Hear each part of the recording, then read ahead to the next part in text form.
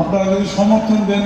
আপনারা যদি আমাকে সাহস দেন, আপনারা যদি দোয়া করেন, তাহলে আমি আগামী দিনে নির্বাচন করবো এই আশাটা আপনারা দিচ্ছি।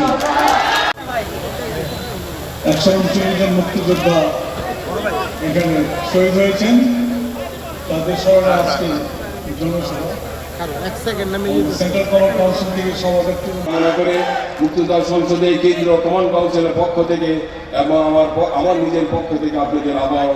সুস্বাগতম এবং অভিনন্দন জানিয়ে আমার বক্তব্য শেষ করছি। সময়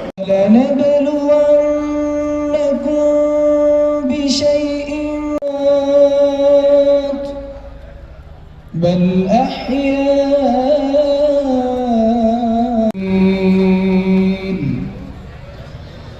ولا تقولوا الجوع ونقص من الأموال সুন্দর সবুজ লাল সবুজের পতাকা ছিনিয়ে আনার জন্য যারা জীবন বিসর্জন করেছেন, বিশেষ করে বক্তব্যালী পরগনার ছোট্ট জবাব দিতে পারেনি বিশ্ব বিবেক, রাজনৈতিক নেতৃত্বের কারান্তরে